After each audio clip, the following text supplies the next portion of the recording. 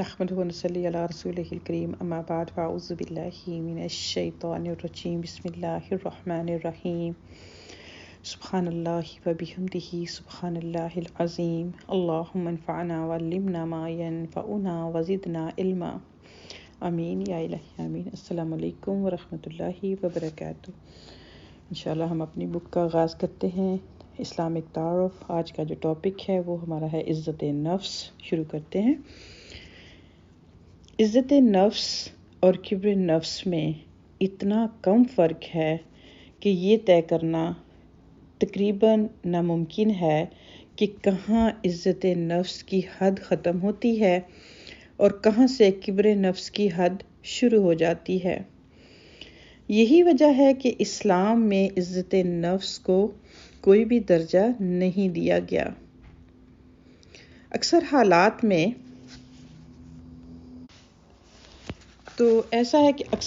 عزت نفس دراصل کبر نفسی کا دوسرا نام ہوتا ہے۔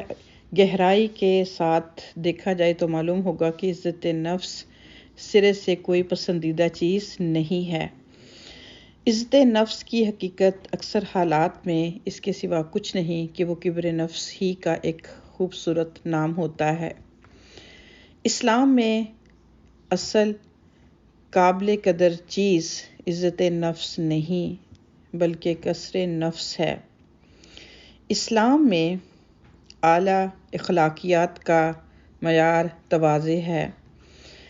دلیل کے آگے جھک جانا، اپنی غلطی کو مان لینا، عقل سے مکمل طور پر خالی ہونا، یہ تو ہیں مومن کی صفات، اور ان صفات کے ساتھ عزت نفس کا کوئی جوڑ نہیں۔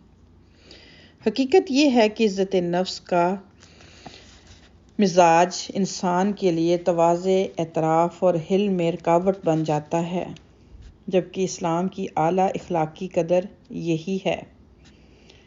جب دو انسانوں یا پھر دو گروپ میں نزاع ہو تو نزاع بہت جلد بڑھ کر وقار کا سوال بن جاتی ہے۔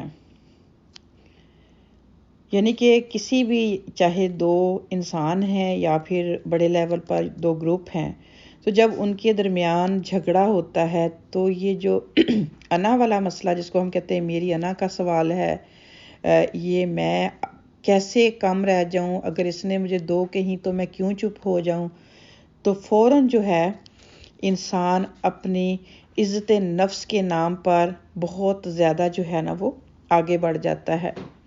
اور جب کوئی مسئلہ وقار کی صورت پیدا ہو جائے تو اپنے موقف سے ہٹنا آدمی کو بے عزتی معلوم ہونے لگتا ہے۔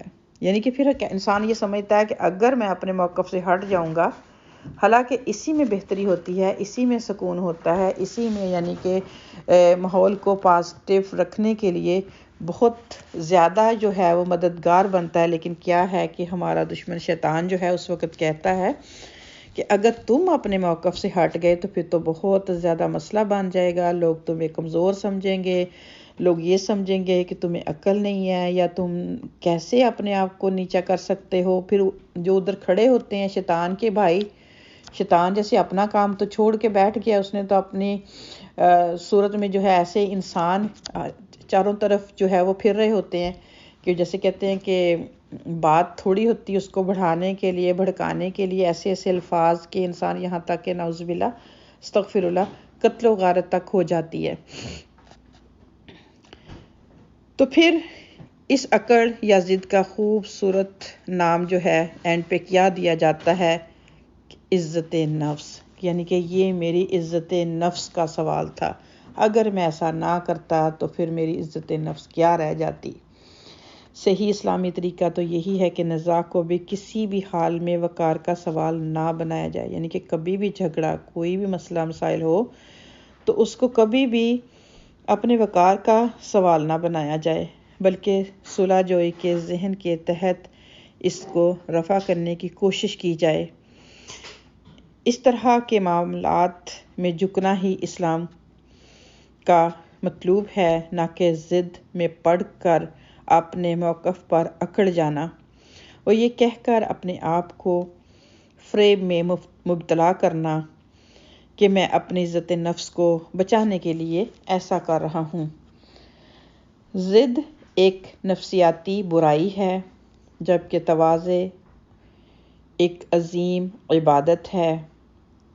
اللہ سبحانہ و تعالی ضد اور اکڑ کو پسند نہیں فرماتا، اور اس کے مقابلے میں تواضع کو پسند فرماتا ہے۔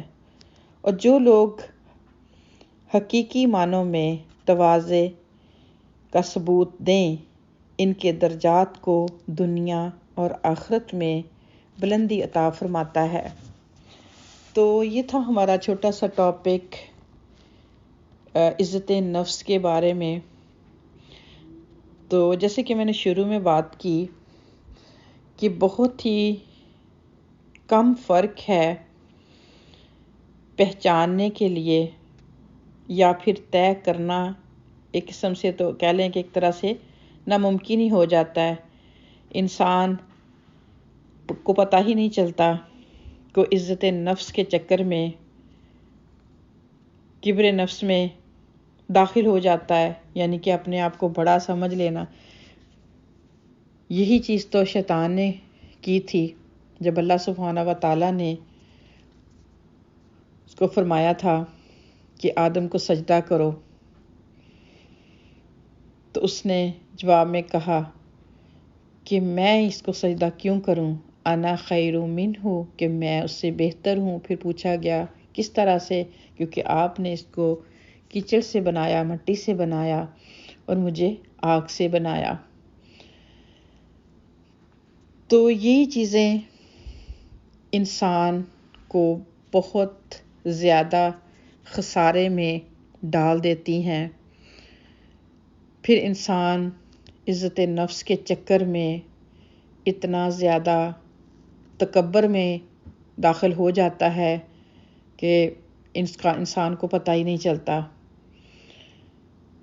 تو اللہ سبحانہ و تعالیٰ سے دعا ہے کہ اللہ تعالیٰ ہمیں تواضع کی زندگی دے۔